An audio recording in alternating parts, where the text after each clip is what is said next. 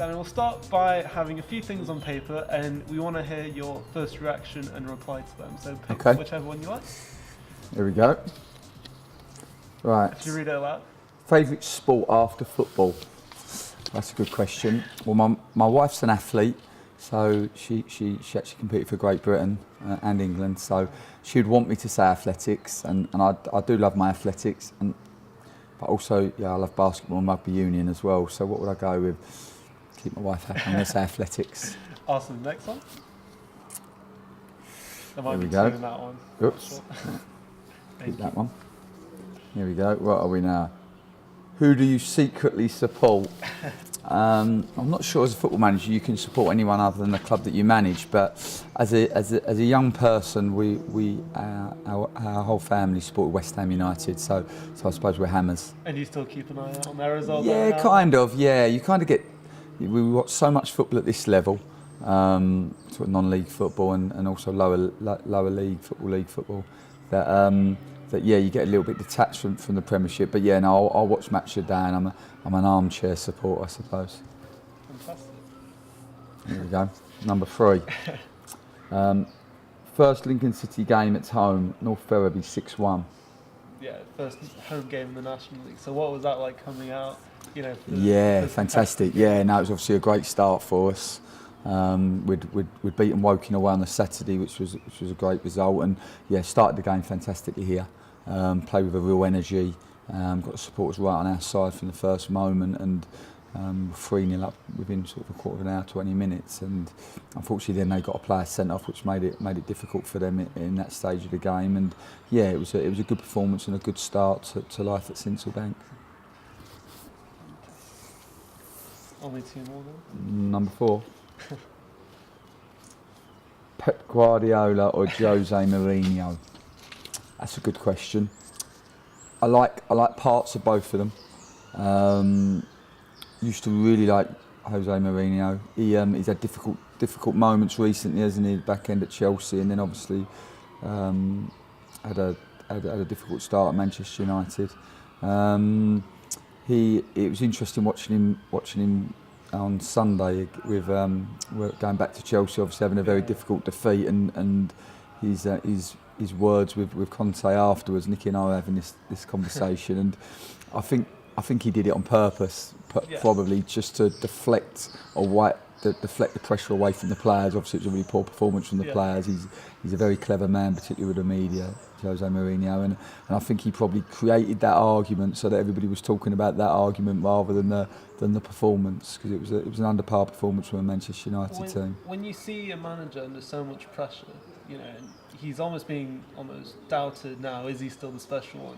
You can probably relate to him as a fellow manager. Does it make you doubt yourself when you have, he's not, like you said, he's not had the best, say, 12 to 18 months in management? Yeah, well, he's had an unbelievable career, hasn't he? Yeah. I mean, from the moment he came into football management, everything he touched turned to gold. He had success after success after success, and he's now had a difficult period. And obviously, his image, he's got an arrogance and a confidence about him, hasn't he? That's not for everybody. I think there's probably a lot of people that want to see him fail as a consequence of the way he sort of, the pedestal that he puts himself on. But he, I'm not sure. That's the character that he plays, isn't it? In Premiership and professional football at the highest level, I think they're almost actors, aren't they? Yeah. And they're superstars. So whether that's actually him or whether that's just the character that he plays, I'm not so sure. But I don't suppose he's doubting himself having won and had the success that he's had at club level. And what do you like about Guardiola? Pep Guardiola is just, the way he carries himself. He seems a really humble man, particularly in success. He never gets carried away with himself. Works exceptionally hard. Has managed to take a style of play from Barcelona to Bayern Munich and now obviously to Manchester City, and been able to implement that with equal success, particularly at Barcelona and Bayern Munich. His early days at Manchester City, but no, really like the way he plays, and he's the bravery that he plays with, that he encourages his teams to play with. They're real possession based. Really brave in possession, always wanting the ball, always playing from the back and trying to play through the thirds. Even on turnover, they try to control possession and set their team up so that they can start the next attack. So they are, I really enjoy watching his teams and certainly admire him as a person and obviously his tactical intelligence. And final one. There we go. What do you make of Wayne Rooney? Well, he's a fantastic player. You don't do what he's done in his career over such a long period now without being a fantastic player.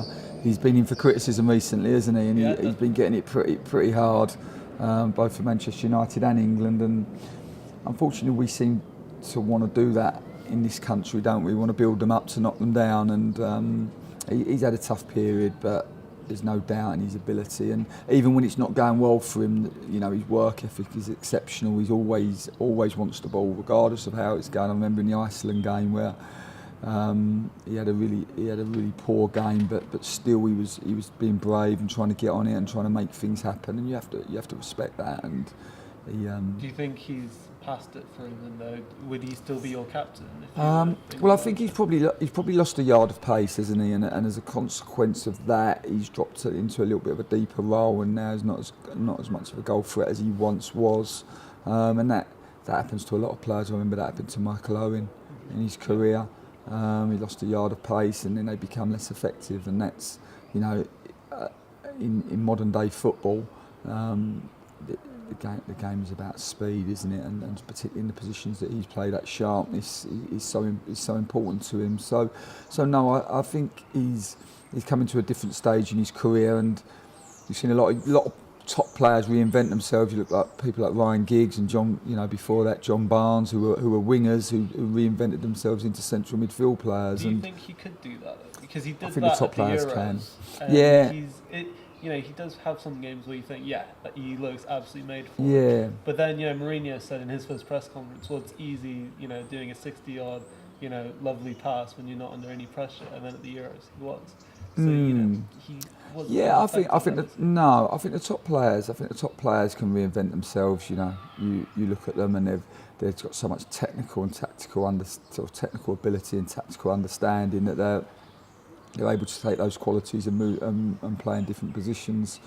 As I said, he's an outstanding footballer, and I think one that we as a country should be really proud of. And instead of knocking our best players, I think that's our problem as a country, really. If I'm honest, the expectation far outweighs the ability we've got. I think we kind of have an arrogance because we created football. That we think that we should be right at the top of world football now, and we're not. We haven't got the players to do that, not at the moment. And while that's disappointing for everyone, I think if we could all be a little bit more realistic, then I actually think that it would help the England team. Because I look at them at the moment, every time I see them play, the players play with so much fear, and I don't think any footballer plays well in that mindset. And just finally, is he one of the best English players to play for the national team? I think in his era he's been the go-to man, hasn't he? Like I said, we've just come out of an era of Steven Gerrard, Frank Lampard, Paul Scholes, David Beckhams, and we couldn't get close to winning European Championships and World Cups with those players. So we're certainly not going to get close with the group we've got at the moment because they're not as talented. But what we have to do, we have to find us.